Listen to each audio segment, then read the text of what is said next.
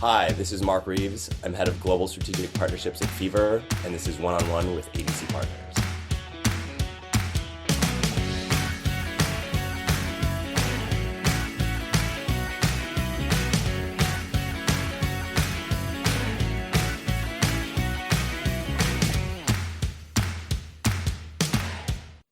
Hi, this is Dave Elmy of ADC Partners.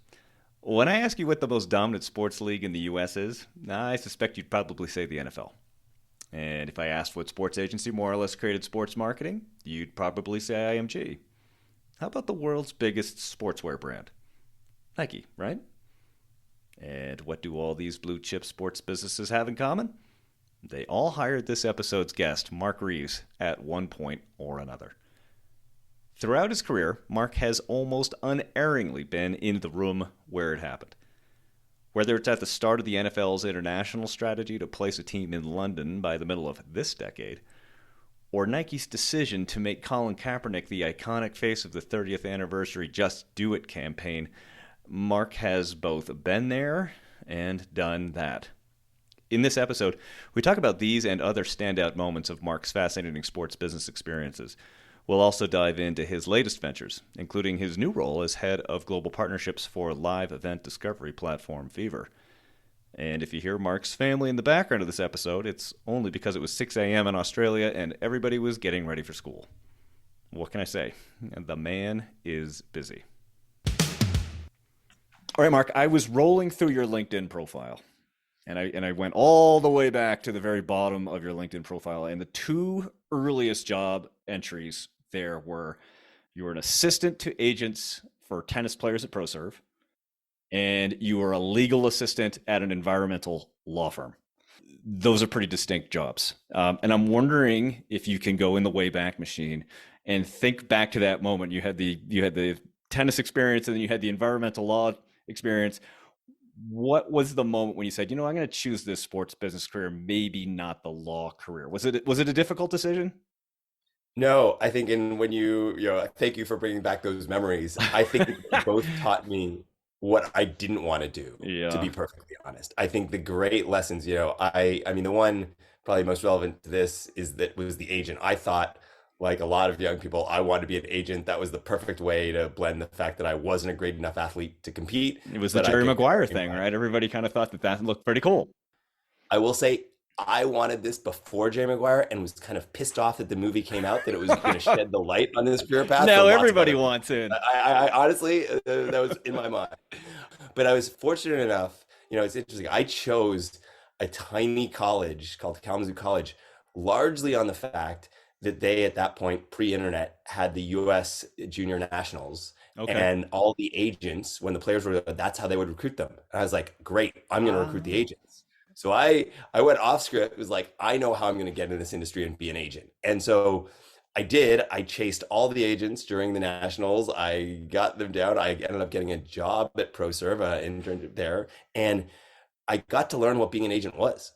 And, in my mind, it was the glamorous David Falk, designing Air Jordan campaigns. What I learned is that it was a very different role. And, and I was looking up to great guys who, at that point, there were three big agencies, right? It was ProServe, Advantage, evolved into Octagon, and then IMG. Right? Those were the three. And these were established guys who were well-known in the industry. And they were not it was not how I wanted my career to be, largely because they didn't control their lives. They were absolutely at the mercy of, the youngest, hottest talent or stars there. And it was not how I saw my career going. And I saw what their life was like. So that was the agent side. The legal side, I had actually also had another internship at Wilmer Cutler, which became Wilmer Hale, another big firm. And I thought maybe the law side would be a softer version, environmental, nicer firm, a little more boutique.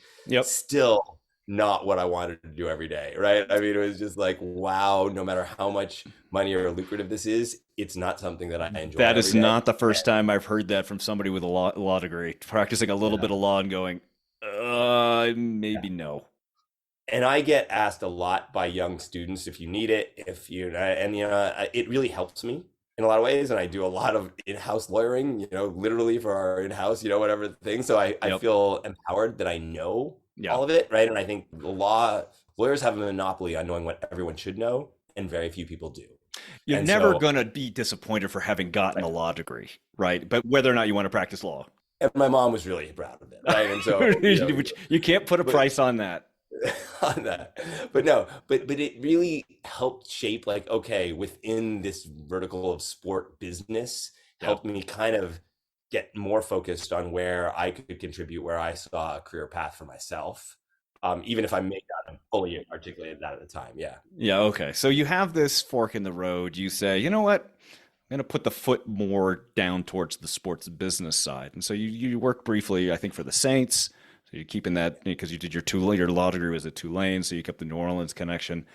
And then you kind of went over to the league's office, and you had this kind of fascinating role there. I want to tease out from you a little bit because you were the NFL's first international commercial director, right? And that was marketing the league outside the U.S., which has Yeah. traditionally not been an easy job.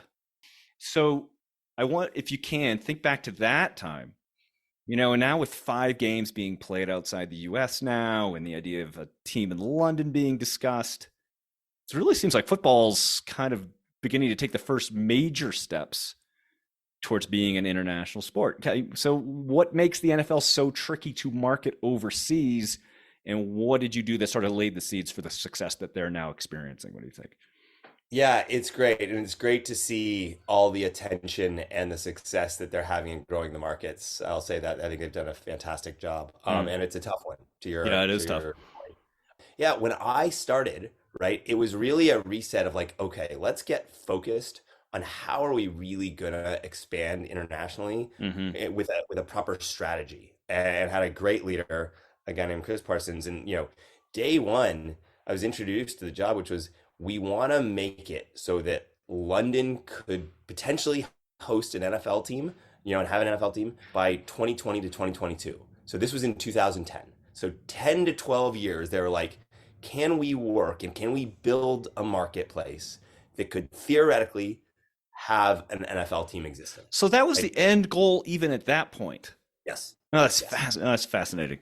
That was what I was greeted with, literally. And what up in that till that point, there hadn't been a proper strategy as Yeah. to how we were going to get there. There were markets doing disparate things, and Hmm. so it was the first time they had basically, I think maybe since the days of Don Garber running international, they had pulled everything back and said we're going to set a central brain trust spine at the Mm. center. Still have offices in the markets, but that we have cohesion, we have consistency. And that was cut across how do we market it and attract new fans? How do we manage, sponsorships? How do we manage merchandising? So it was really kind of a whole new day. Is it fair to say that prior to you being there, that this was going on, that it was kind of more, the approach was a bit more capricious? Let's throw a whole bunch of things against the wall and see if we can get something to stick. And then there was okay, wait a minute, that's clearly not working. Uh, Let's create the spine. yeah, I think they had markets Hmm. that were doing different things, very Hmm. disparate. So you had leaders in Hmm. markets, but without cohesion. When you went to a AB InBev or kind of a Microsoft, and you said, "Hey, we want you to support us internationally," you really couldn't get your handle on what does that mean. There's Yeah, markets that maybe we might do something in Canada because that's an easy lift up, but you couldn't really kind of present, "Hey, this is the strategy, and this is the concept. this is where we want to be. This is what growth is going to look like and how we're going to measure it." And so, yeah, there was a big kind of like the owners, I think seeing the growth of the NBA Yep. was really the catalyst, I Bit would of an say. eye They opener for started to them, find huh? their footing, Hmm. right? There, I mean, so the 5 offices we had internationally were Canada, Mexico, UK, China, Japan.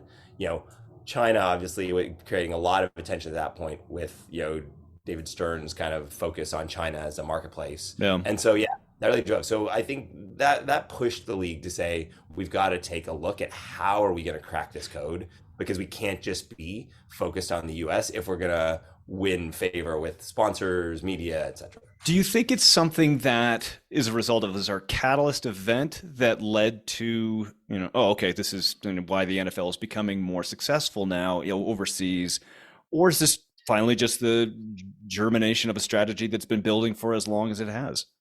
I will say, if you go back, I want to say the first iPhones was 2008. You Yep. were seeing just a bigger globalization. Yeah. I think you were seeing, social media start to connect the world differently, right? Be able to kind of like be able to more seamlessly connect. You weren't reliant on just Mm-hmm. broadcast TV anymore Yeah. for it to be able to find and connect those fans. So you started to have groups that were able to connect through social. So I will actually say, I think social media and the advent of being able to connect one to one with however big that audience might be was really the change, because See, even though that okay. audience might Yeah. not be big enough, right? And it's interesting, one of the reasons why even back then I love seeing the success of Germany, we had fought internally to say Germany, when you look at the data, was actually the biggest numerical supporter fan base, right? And so we Everybody's were eyes are on London, but you were saying Germany.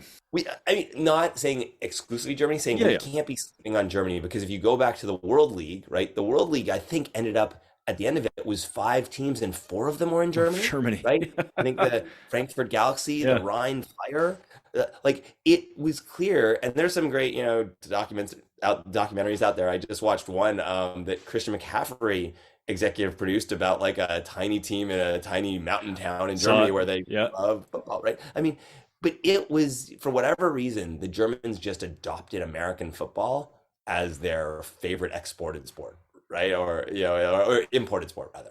And so with that, I like, wow, we shouldn't see the reason why at the time the league didn't want to go after that is it didn't match the model, which was get a big media partner to pay you to subsidize the league. That was how the Okay. Yeah. business was run in the US. That was how it worked in the other markets. But don't think for a second that we didn't see those like trends of like, if you actually go and look at the data will tell you Germany is not to be slept on, and probably a market that's worth exploring a little more deeply. I'm just going to keep my fingers crossed for the Rhine Fire to make it back to the NFL. A London franchise in the Rhine Fire, because as The- far as names the- go, Rhine Fire's got to be top five.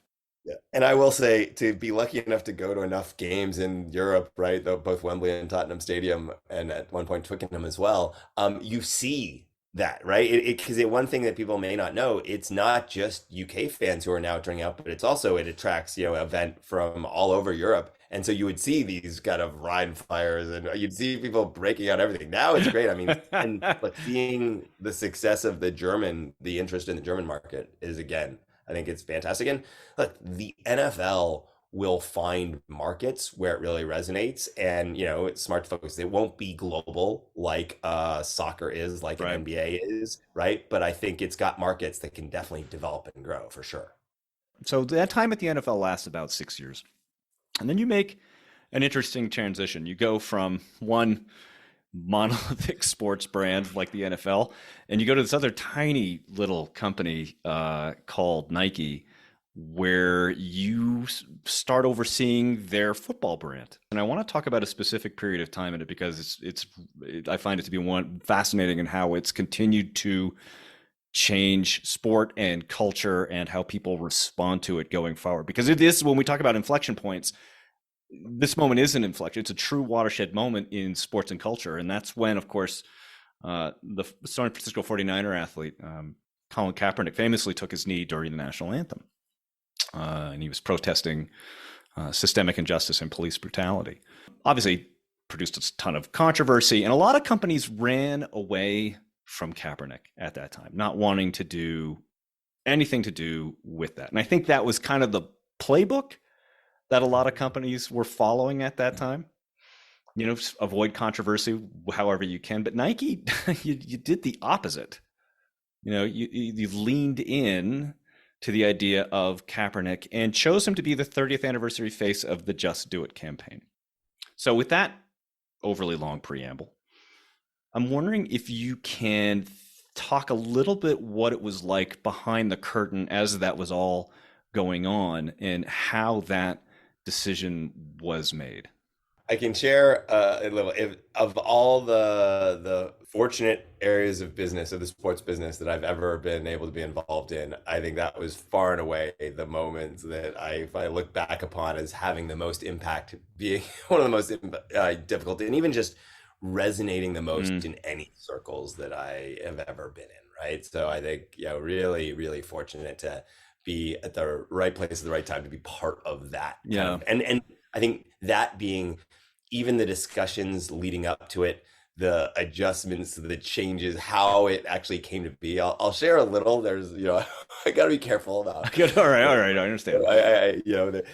I will say, and I mean this sincerely, my boss at the time, who was effectively the CMO of North America for Nike, a guy named Gino Fissinati, was really the driving force behind it. I mean, Hmm. he believed in this so much. He was not somebody who was naturally an American football fan, Okay. but he was a huge supporter of what Colin was doing and using the platform and using the massive media platform of the NFL to raise awareness to Hmm. social injustice. Right. And down to the point where you could imagine, right? And if you go back to this, the idea, and this is where I played quite a role, of how do you navigate this with a huge partnership with the NFL, right? Yeah. Because at that point in Nike, I had a couple different roles in Nike, but at that point, I was leading, the American football brand, right? So all the touch points from every element, NFL, It kind of NCAA, all high flowed through school. you at that point. You were Nike's football guy. Yeah, yeah, and so that was where, how do we do this, right, without Yeah. like, a huge partnership and a very public partnership. And so if you notice, right, and I mean, I'm sure people picked up on this, but there was absolutely no NFL IP involved, right, Hmm. whatsoever. Right. And early versions, when we worked with Wyden and Kennedy to build out the creative, of course, had program had images, had kind of some of the video assets from the NFL. We were like, there is no way. And No I was like, way. zero chance. And look, one of it was we had to share with the NFL as good partners that something was coming. I will say we probably stalled and delayed and did not share as much as we could have. There was some strategic delay.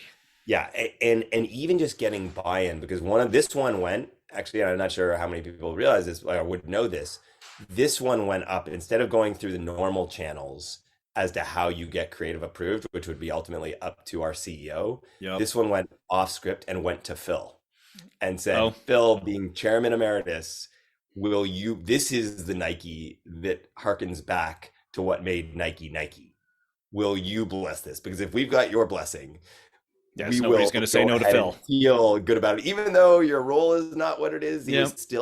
he was still at his office, he was still around, he was still the leader. And so both, Key and, also our ex-president, Elliot Hill, who's a great guy, was also very involved in saying, let's do it this way. This is how we think we can do something that is going to be threading a very thin needle and get it through that there. And, it's really interesting. I mean, we were very cognizant that this was going to create controversy. You knew going in. How much controversy, Yeah. I think would be hard to really guess, but we knew we were pushing this one. And I will say, just to add a little bit, word got back. This was initially supposed to launch on the Tuesday because it was after Labor Day, right? Hmm. Coming on after Labor Day.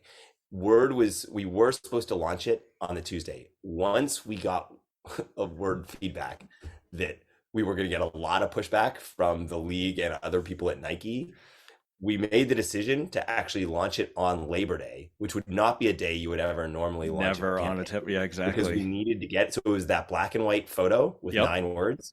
That was what we put out. And if you go back, we actually launched it very, just because we had to get it out, because we knew once we got it out, we wouldn't be able to take the whole film that was planned for a few days later out. So that was kind of, behind the scenes. Was very aware of the moment and what the challenges associated with that could be.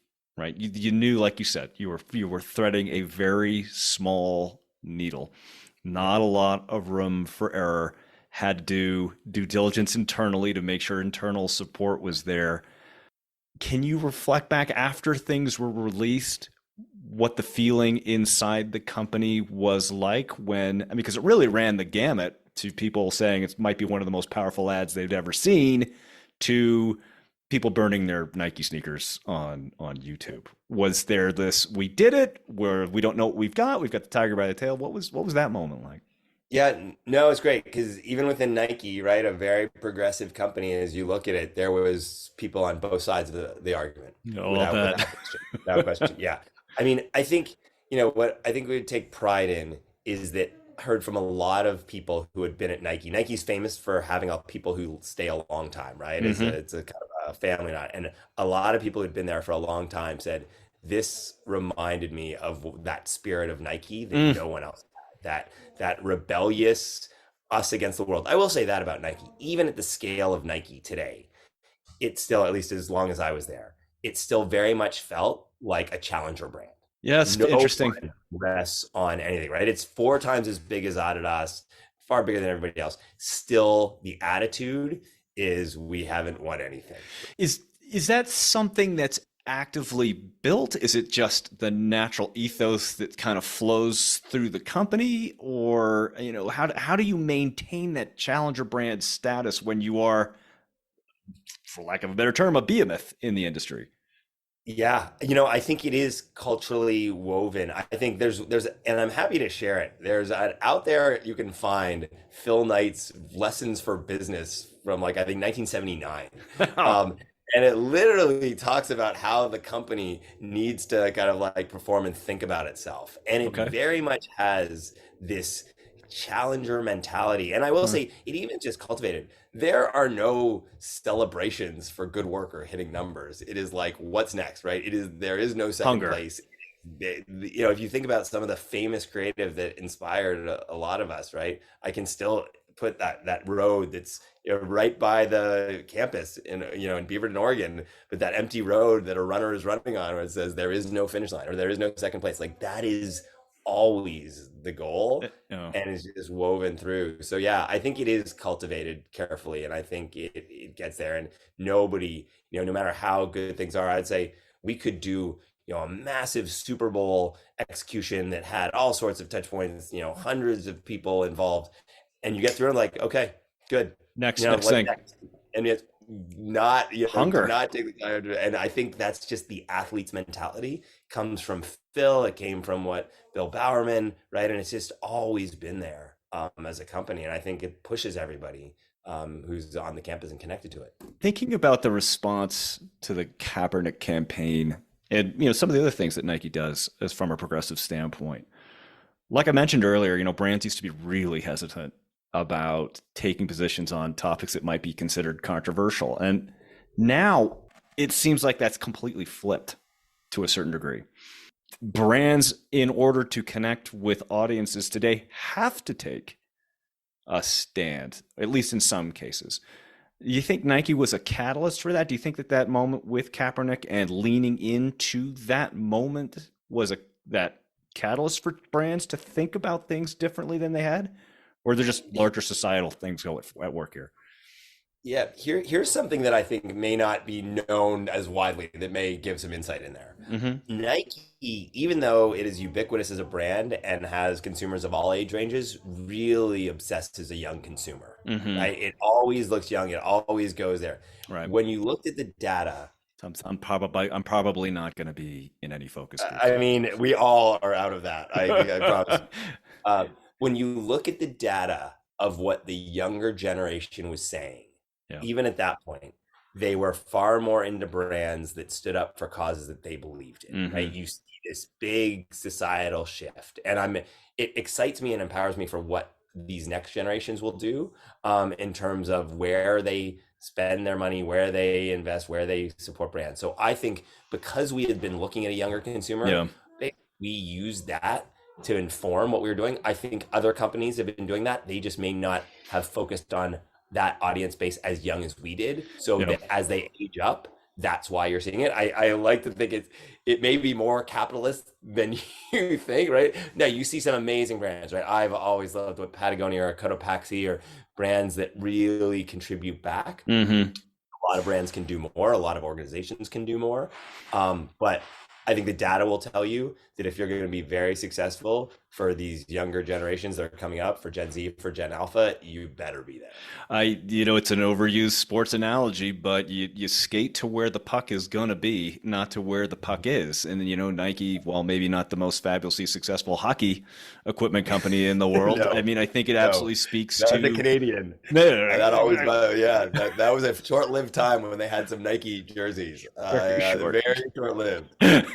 You got to try everything once. That's, I guess, what you have to say. Yeah, All right. yeah, So, yeah. in the course of this conversation, we've talked about your work with a number of pretty significant companies, right? You've worked with IMG, one of the companies that set what sports agency and sports and business is all about.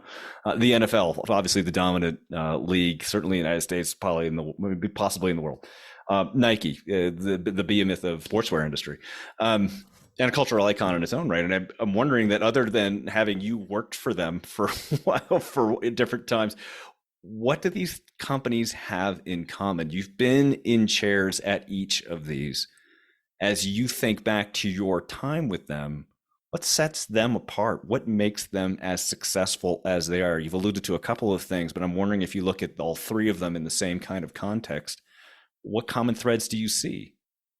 Yeah. So it's interesting, right? I mean, they're all different. They're all, kind of incredibly successful. I think they take different shapes, right? I think both IMG and Nike had Mm-hmm. a very, at that time, especially under Yep. McCormick, had a very entrepreneurial kind of go create an empowered worker base that basically like there was a very clear voice and a vision as to what the challenge was. And I will say, I feel like IMG maybe not, thinking itself as a challenger brand as much, but there was always this like win Yep. mentality. It felt very athletic, right? It felt very much like, and I think they both also Mm-hmm. recruited fairly like ex-athletes. They had an athlete mentality. They wanted to breed that hunger, right? And I feel like that was always there with them. I feel like my role at the NFL had that because we were trying to, as you alluded to earlier, take on the the challenge of turning fans everywhere in the world into NFL fans. That is an uphill battle for sure, right? I would say, I tell people like, even if nobody else is One noticing, if we've twist. moved that boulder just one step up, like that's success, right? But it's always been, and kind of that challenger mentality, which is something that always appeals to me. I love the challenger identity. I think, one of the things that I've always talked about, and this is more particularly with the NFL and Nike, is that when you break it down, I look at the NFL as the sport that wants to be a business, right? I mean, by the Park Avenue address, by the way it holds itself, it really wants to be seen as a business. Nike's a business, and a far more complex business, for instance, that wants to be a sport, right? Nike, you get down to like what the NFL is doing as a business, right? You've got games, which are not that all. You've got ticketing, you've got media, you've got consumer products. It's not that complex when you compare, like if you're at Nike, supply chains, currencies, kind of like trying to scale the globe.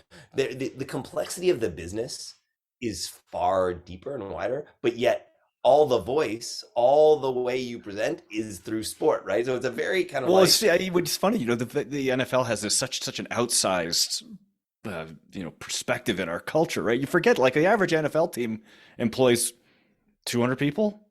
I mean, other than the athletes, I mean, they're small businesses yeah. that just happen to be immense from the way that we see them. Yes. And the way they're run, there's huge variance, right? I think part of the thing, again, I mean, NBA was the first one, or the Right. first notable one to create something like Teambo, right? Which was, hey, we're going to build a central group that's going to help these small businesses Yeah. figure out what to do things better, right? Like a consultancy and as consultancy, right? The NFL now has something that's like that, but they were run very autonomously, and even now, I mean, you can look at the different 32-bit Right. teams and they are run, very differently. I'm fortunate enough to know a few of them quite well, and yeah, you see huge variance, and it's really interesting, right? I've always talked about it as almost like a lemonade stand, where like, if you think about it, they're doing it at various levels of how much data they're using, how targeted they are, how they're really focusing on serving a consumer, right? I mean, here's here's that one thing though. I think yeah, it's just knowing your constituent base. I think Nike serves the athlete, to Hmm. round out your question, right? And the way that Nike defines athlete is if you have a body, you are an athlete, right? That's who Yeah, Nike. yeah, I will say the NFL league office, from my perspective, served the owners, right? And yeah, that very was much the so. key constituent. And you see how that plays out, and that really is how they both obsessed and both very good at serving those target audiences. They're just very different target audiences. Right. Nike is literally 8 billion people across the surface of the planet, and the NFL is 32 people. I mean, 31 plus the city of Green Bay, you might argue, but Okay. Oh, yes. very good. Right. Absolutely right. So, shifting gears a little bit, I think it's fair to say that most of us during COVID made some changes to their lives. I think you may have taken it to the greatest possible extreme by you relocated to Australia from Portland. I'm just kind of curious. I mean, what's that adjustment been like for you and the family to move halfway around the world? Yeah, no, it's been great. And I will say this, it was not by design. I give my wife the credit. My wife is Australian, and at that Okay. point, if you go back in time, right, 2020, we were not, with kids, school, Zoom Oh, school, Zoom work jeez. was Yeah. not going well. And at Yeah. that point, Australia had kept COVID out, and we had effectively, my kids and my wife had a golden ticket to get there. Like, and so if you think about it, like, okay, there's an island out there. It doesn't have COVID. We have grandparents to help with the kids. That seems like a better place to See be. you later. Bye. So my wife actually left with the kids, and and this is what actually led to my next kind of move or phase of my Next career phase. Yeah. was that for 5 months I was just waiting for a visa. So if you imagine going back to those times, you couldn't really go anywhere. It was all on lockdown. So I was working during the day at Nike via Zoom, Yep. but then nights and weekends were totally free, and I was totally bored. I was like, what am I gonna do? Right. And so I started using that time to think about what do I really want to do and how can I use all this excess time that I have. And so that led to me reaching out to some friends. I've always been bent towards soccer in Hmm. terms of my sport, right? And so that led to me getting involved in a couple different soccer clubs and really using the time to say, hey, what if I take some of this time and apply it to a question like, how would you take Leeds United, for instance, now just into the Premier League and make that into a global brand? Right. That's a fun challenge for me to play with. And fortunate enough, I had friends in places that be like, yeah, that'd be interesting if you wanted to do something like that. And so it So led literally to just me. calling people up and saying, I've got excess cerebral power right now and I want to use it on something. So could we do this? That makes it sound like it was more. I'm gonna talk to people that I miss Yeah. because I'm sitting in Portland and I talk to Nike people all day, and I don't get to see my friends who are all over the country who are doing things. I've always been fortunate, like a lot of people in the sports business. It's a business, but it's also a lot of friends, right? A Yep. lot of my adult friendships are all through people in the industry. Right. So it was more organic in that I'm just going to call people that I love and I love talking to and I love learning from and missing. And so of those, some of them were just catch ups and talking about how bad This this is was nuts. and, Yeah. and Yeah. learning, and also some horrible things that had happened to friends. Like, so catching up. Yeah. Some of them, though, turned in fortuitously to just different opportunities. And within that world, I believed I had the capacity to do more because if you remember, I mean, obviously with COVID slowing everything down, still at Nike, we didn't know what the American football business, the US football business would That's look going to like, look like. right? Because nobody was playing football. Right. So how are you going to sell shoes through Dick's Sporting Goods, right? This is huge issues for the business. It's not throwing And away the playbook. It's ripping it up, throwing it in a garbage can, and burning it a couple times. yeah, and so it meant that the normal day-to-day pace at Nike is really busy. It suddenly slowed down a little bit Yeah. because we just couldn't do anything. You couldn't spend money on marketing campaigns Right. if you don't know what that looks like, right? And so it opened up a lot of opportunity just and capacity for me time-wise, which led to just stretching out different interests and led to new things that I added on to my job just because I did have a lot of excess time. And that's led to a lot of kind of interesting things for you, right? Because you're now guiding and investing in all kinds of stuff, right? You're on the board of directors at Relometrics, which is a measurement company that Yep. focuses on sponsorship. It's You're a non-executive director with Sportable. Yeah. Like you said, you're inviting leads. You're Cloud9 Esports. So you've got this kind of very cool, very distributed portfolio of sports businesses.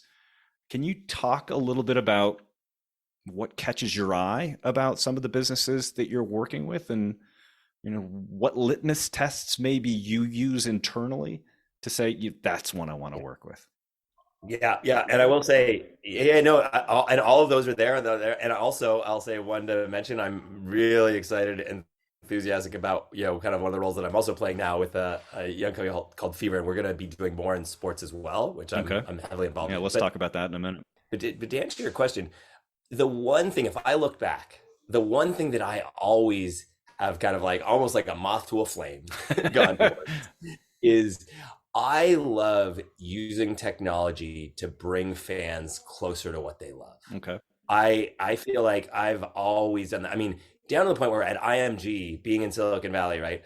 I was, very early to be like, hey, things like these social platforms, right, with like Facebook can be used at the time to leverage our athletes and our events better, and right, set up meetings with at that point, the names you would all know now came out of that with our people will be like, hey, this is a platform that we need to use to help grow this, right? I was there, but then also, if I think about the NFL, how do you use technology? So condensing games down, adding language, adding tutorials, right? And cutting, really making it accessible because technology allows you to do. And sports has not always been the quickest moving and quickest, most innovative platform, largely because you don't have to be. Fans have such an insatiable appetite. Right. People, you can mistreat them and they will keep showing up, right? Right. No matter what it is. And so I have always gone towards where are their businesses? They're using technology to kind of To bridge that disrupt, gap. advance, and that's what excites me. And so every business that I'm involved in either is doing that or has that vision, and that's what they want, or that appetite. And I think that's what it always is for me, right? And I mean, I love learning, and I love the other part, the global side for me. I was Hmm. fortunate enough. What led to the NFL job was when I was at IMG when back in San Francisco. But one of our clients that I worked closely with was Visa, and of course that was global scope. So we were doing the Olympics, the Rugby World Cup, and then ultimately the FIFA relationship. So really, that opened up my world to the U.S. sports business is big. The global sports business is much, much bigger. A little And bit. so I've always been, if you add those, data, technology, innovation, and kind of globalization, those are my two kind of great loves in the industry. And they absolutely are the thread that tie all those different pieces together, right? From esports to Relometrics, which is using data and AI to help with sponsorship measurement and things like that. That is a fascinating thread. And I think I suspect that led you to where you are now, head of global strategic partnerships for Fever. Yeah. Can you tell us a little bit about Fever, how the business operates, and what role do you see sports playing with that as it continues to grow and accelerate? Yeah, I mean, the founders are amazing. I think one of the things that they took an idea on is how do you use data to Hmm. better inform live experiences, much like Netflix did for how we watch things on our personal screens, Hmm. right? They looked at this as like there's a huge amount of data out there that can help inform people because there's amazing things going on in a live experience venue that people just don't know about. And people who are great at creating experiences aren't necessarily great at marketing or some of the other challenges, right? Ticketing, customer service, that. So how can we build a business around that?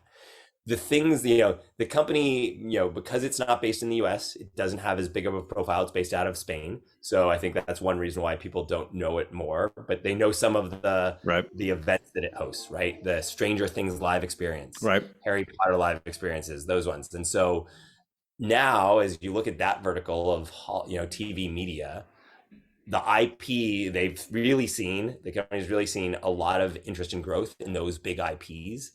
Another area of big IPs where people are naturally drawn to our sport. Hmm. And so, we've started now, we just are involved to some capacity in an F1 experience that is one of the early forays into sports that's in Madrid right now. But I think you'll see more of us bringing sport, not the version that's just the game, Mm-hmm. but all the areas of cultural connectivity, whether that's through social justice, like we talked about, or music, or fashion, or art, and how does sport intermix with all of those. And so I think as we think about it, we're able to use data, which is informed by a sister company of ours that's involved Secret Media. So if you go to Secret San Francisco or Secret London or Okay. Secret New Yep. York, it's all part of the same company.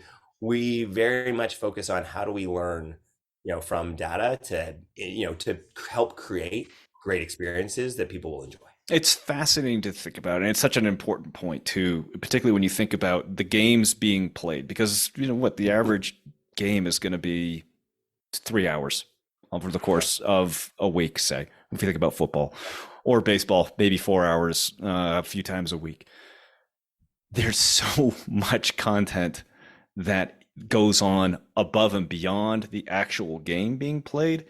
And the idea of what you can do with that content is almost limitless. I think you've probably picked a great one in F1, given the way that the sport is exploding as a result of Drive to Survive and all the things that are going along with that. But the idea that you bridged earlier about how do we get fans closer to the sport using technology?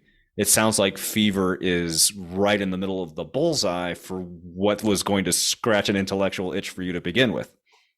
Yeah, well, and I think, look, if you look at all the data, I'm not going to share anything that isn't known out there to anybody who No, we want the sport. proprietary stuff. Nothing but the proprietary stuff on this. Yeah. No, but look, when you alluded to it, right? I look at the lens through my kids. Right. They're not going to sit through 3.5 hours of anything, right? I can't even,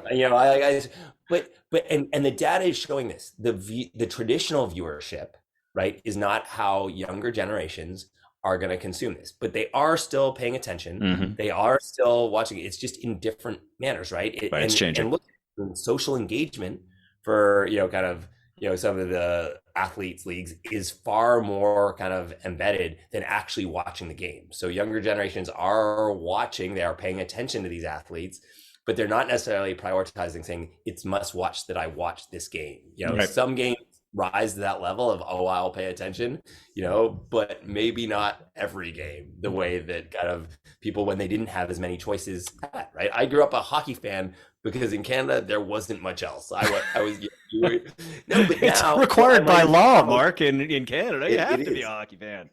It is. And today, right, I might have followed, Alphonso Davies or Jonathan David and become a soccer fan right before I became a football fan, right? A hockey fan, right? And so I feel like the world opening up, you can now find what it is that really connects with you rather than something being forced upon you, whether that was hockey or basketball or football or what it is. So I think you'll see this empowerment of, fans choosing what they want to follow, choosing the athletes, choosing the teams, as opposed to, because of geographic, I am born and destined to be a long-suffering Toronto Maple Leafs fan, right? I mean, no, that is long-suffering. Never been in the Stanley Cup Finals in my lifetime. Not that you're better.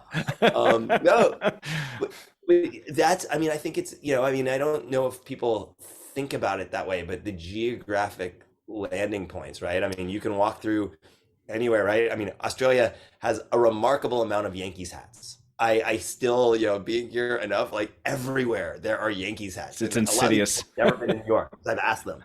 Yeah.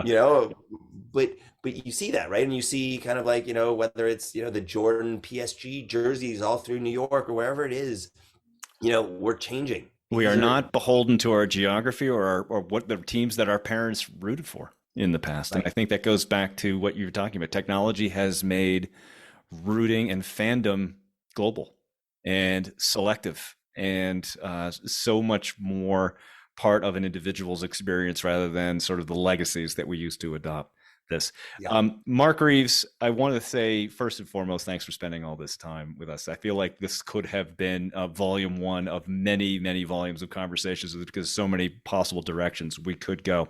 But before I let you go, I'm going to put you into the lightning round. I've got a series of questions I'm going to ask you. And I want the quick response. First thing that comes to your mind. Are you ready? Yes, I love this. All right, let's do this. Lightning round. Your favorite piece of Australian slang?